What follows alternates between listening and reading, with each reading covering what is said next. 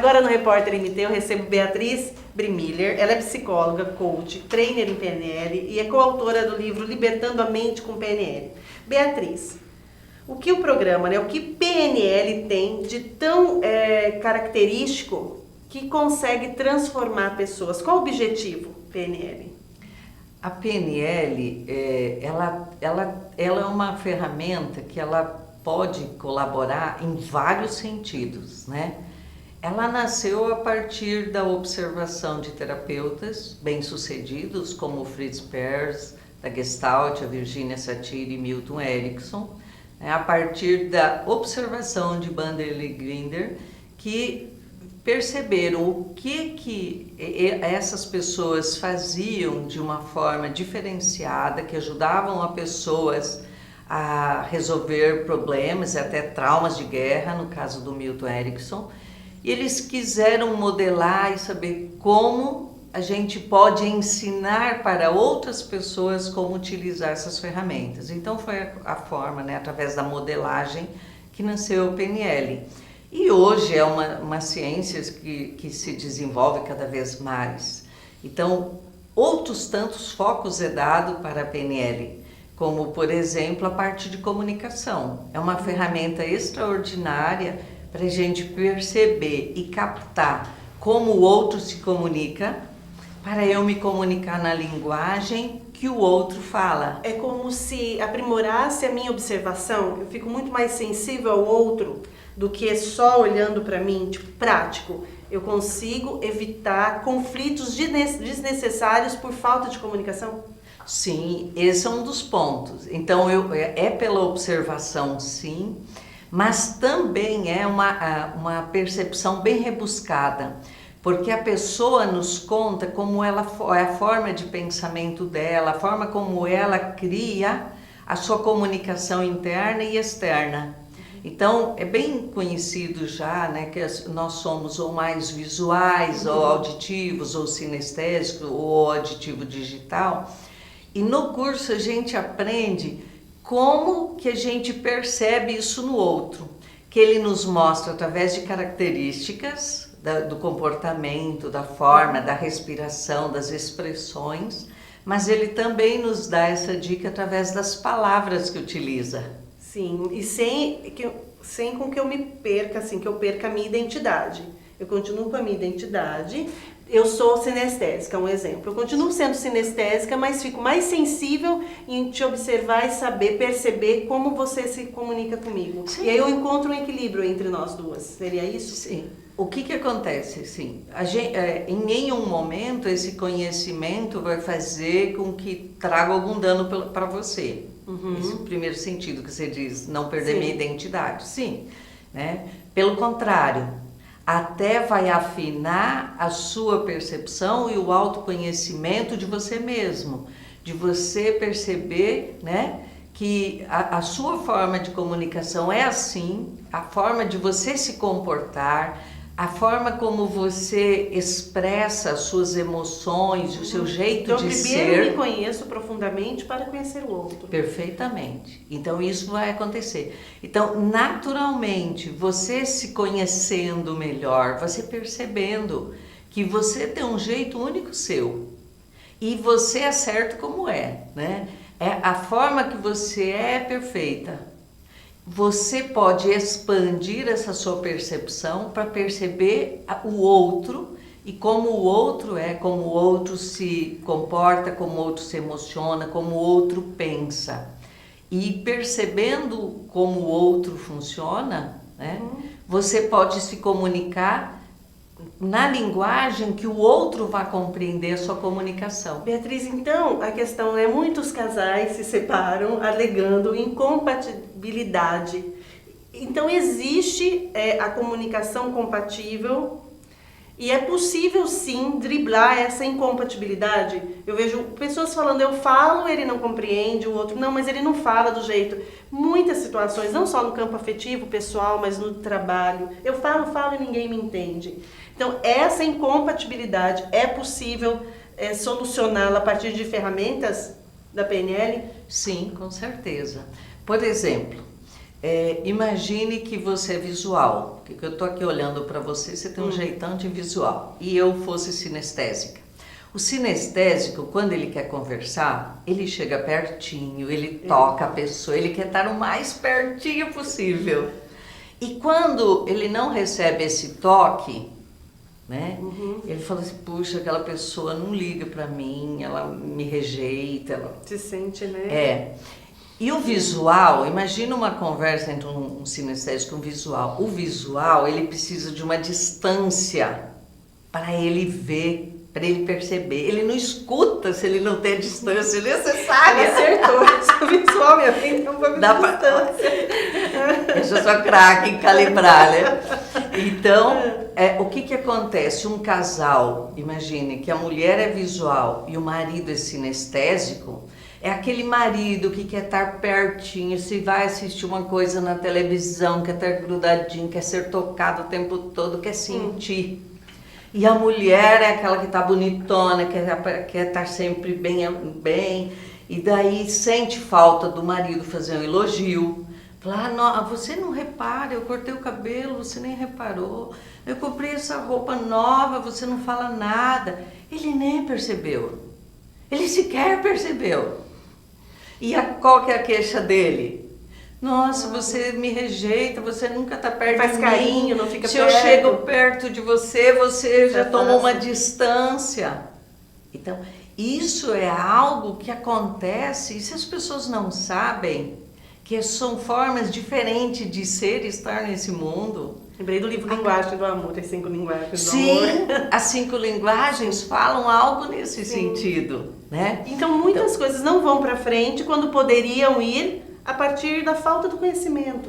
Exatamente. Então, por exemplo, se esse casal, no meu exemplo fictício, tem esse conhecimento, falou, peraí, né? Então o marido pode fazer um esforço de começar a se observar, porque apesar de nós termos um canal preferencial, que a gente diz, nós podemos desenvolver os outros canais e podemos, então, aí nos comunicar observando com o outro. Então, se eu sei que você é mais visual, eu posso usar palavras visuais, eu posso dar valor àquilo que é valoroso para você. Se você sabe, por exemplo, que a minha tendência é sinestésica, naquele exemplo, você pode usar da mesma forma palavras, criar um ambiente e fazer coisas que o sinestésico valoriza. Isso em qualquer relação, seja profissional, pessoal, tudo. Sim, sim, em qualquer relacionamento. Então, essa é uma ferramenta que muitas equipes de vendas fazem esse curso para perceber, ao entrar em contato com o cliente, qual é a linguagem dele. Qual é a linguagem dele para falar. Então, um empreendedor mesmo, um líder, saber qual é a linguagem dos seus liderados. Sim, vai fazer toda a diferença, porque daí acaba essa coisa de falar assim, ninguém me entende.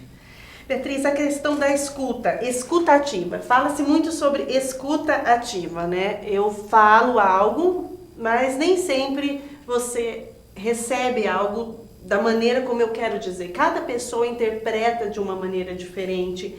É possível unificar, assim, essa linguagem ser mais clara? Sim.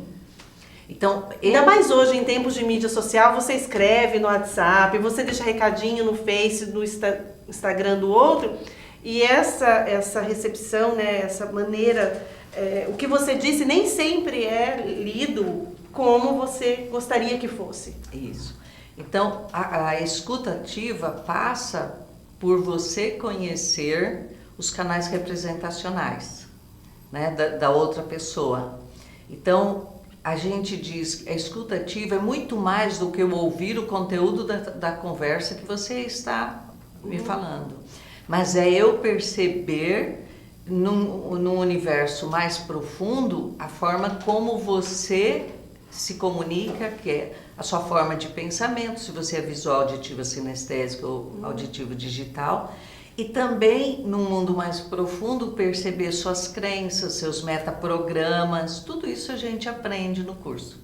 Então, você vai desenvolver essa escuta que é uma escuta que a gente chama, que passa pela calibração. É eu perceber, através de gestos, da sua respiração, do seu tom de voz, da forma como você fala, a velocidade de voz, ou se você fala de uma forma mais lenta, mais tranquila, que é a forma como você processa internamente. Então você consegue realmente captar, ter essa escuta, para daí você comunicar com o outro no canal que ele se comunica e ele vai compreender. Agora você disse, como eu me comunico em canais de mídia, que então existem todas as pessoas ali.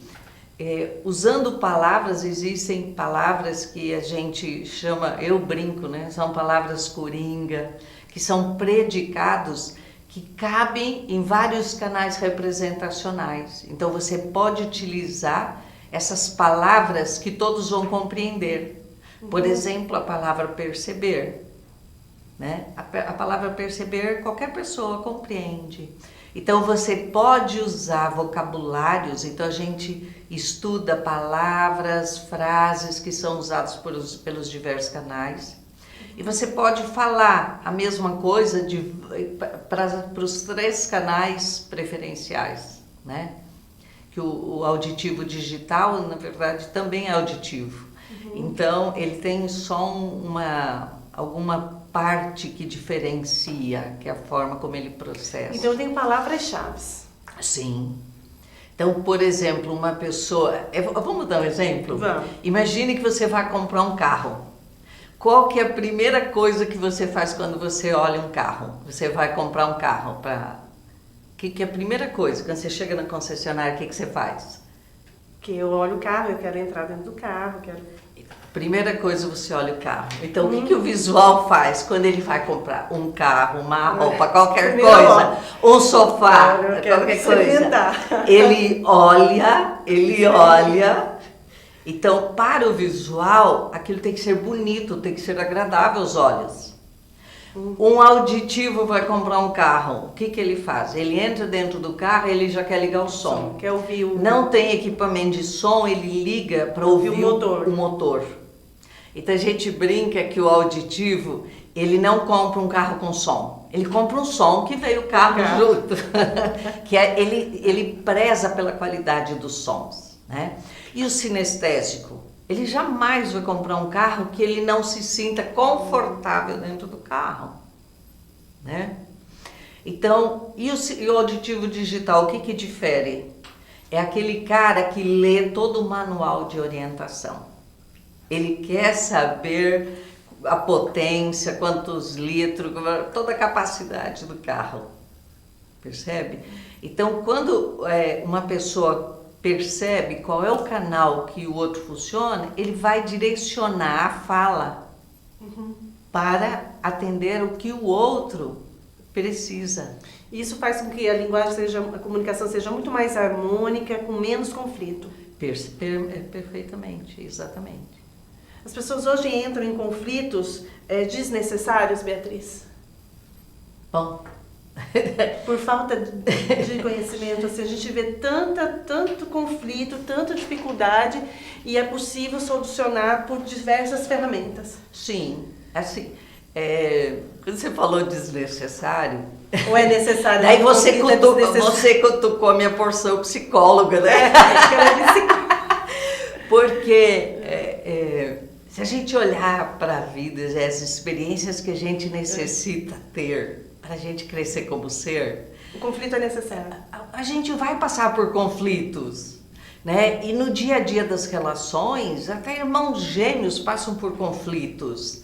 Ele fala assim, como gêmeos univitelinos, eles vão ter conflitos, eles, em princípio, eles até nascem com uma cadeia de DNA muito semelhante.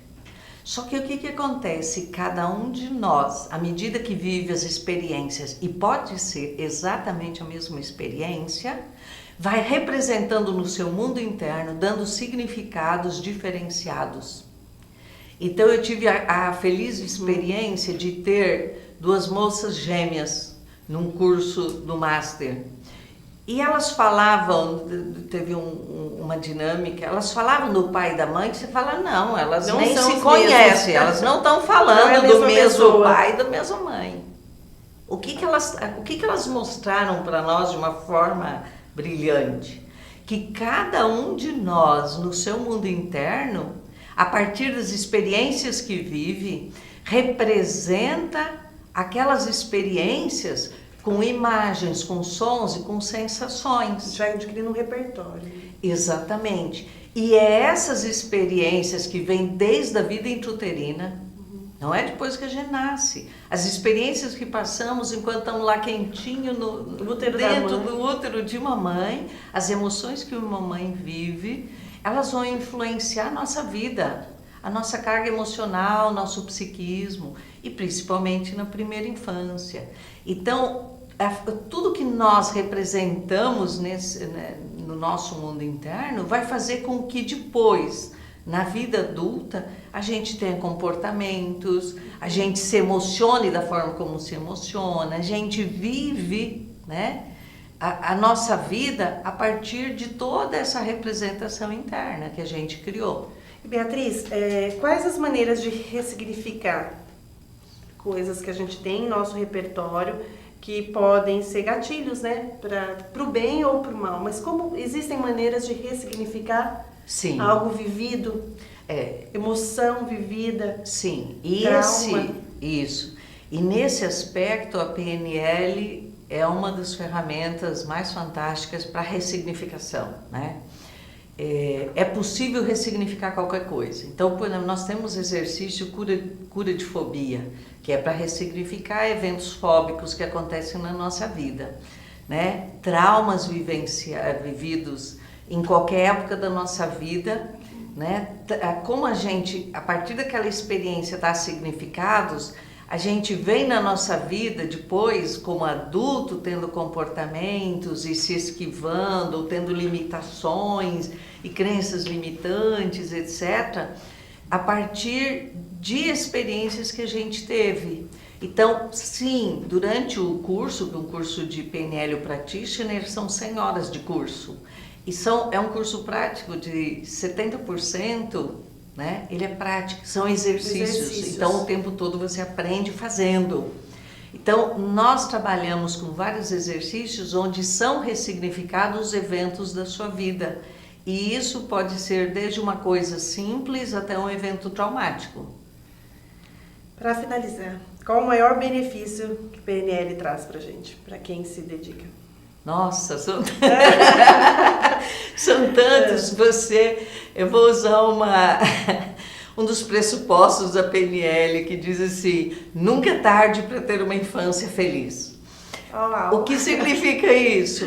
Que eu posso voltar, né, naqueles eventos que me causaram dificuldades e que hoje me limitam a conseguir o que eu quero, a ter os resultados que eu quero, a me expressar da forma como eu quero, eu posso voltar lá e ressignificar. Não é que eu vou apagar da minha memória o evento, eu lembro dele, só que não tem mais carga emocional, não tem mais significados que me desempoderam, que me deixam me sentindo para baixo.